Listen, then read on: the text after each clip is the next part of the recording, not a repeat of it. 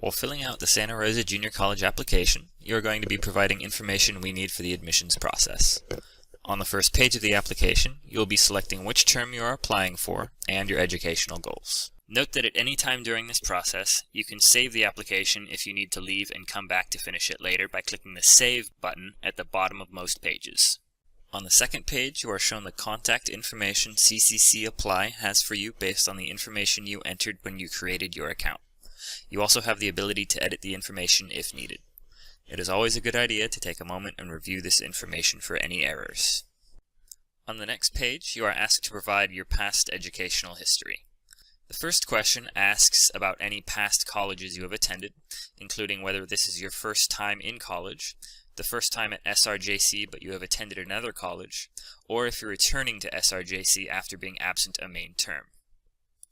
The next question asks about your high school education level, whether you've received a high school diploma from a U.S. school, you passed a high school equivalency test such as the GED or the HiSET, you've received a certificate of California high school proficiency, you've received a diploma or certificate of graduation from a foreign high school, you're currently enrolled in adult school, or you're not a graduate of and no longer enrolled in high school.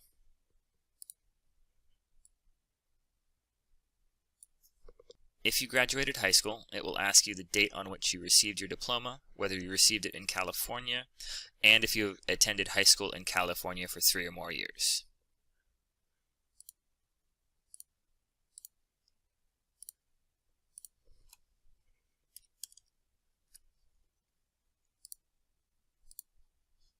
The next page asks about citizenship and U.S. military status.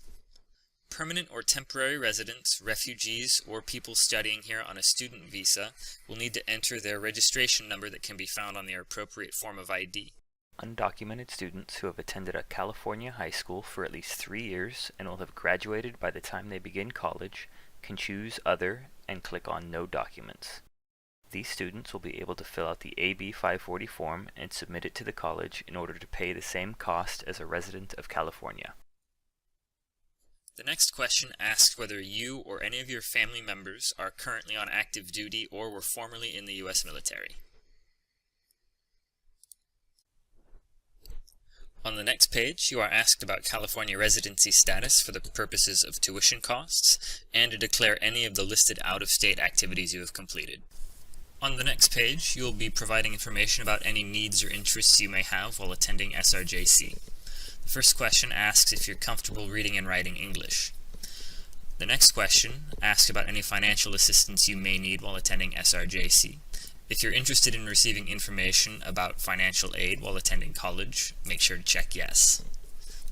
And if you're receiving temporary assistance for needy families, CalWORKs, supplementary security income, or general assistance, you will also want to answer the next question.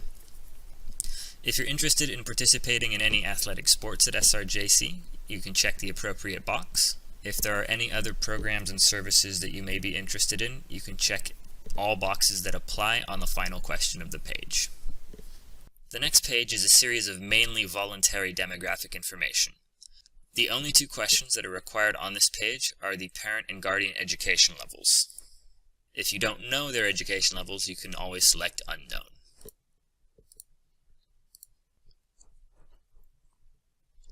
The next page consists of supplemental questions. The first question is, if you have an SRJC student ID already, you can enter it here. If you don't have one, or you don't know what it is, you can leave it blank. You can then check all of the ways in which you heard about SRJC. The final question on this page asks which campus you expect to attend most of your classes. Note that this does not restrict you to taking classes only on that campus. The final page allows you the opportunity to review your responses on the application, and you can do this by clicking on the Review My Application button. You will then need to consent or not consent to the college releasing necessary personal or academic information for any of the purposes listed below. Note that this option does not affect the admissions process. As the final step of the application, you will need to acknowledge that all the information you entered is true and correct, and then you can submit the application by pressing the Submit My Application button at the bottom of the page.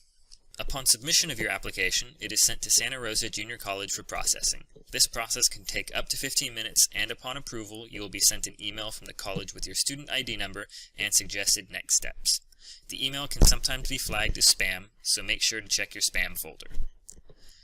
If 15 minutes have elapsed and you have not received a reply from SRJC, please contact Admissions and Records with the confirmation number found on your summary of applications.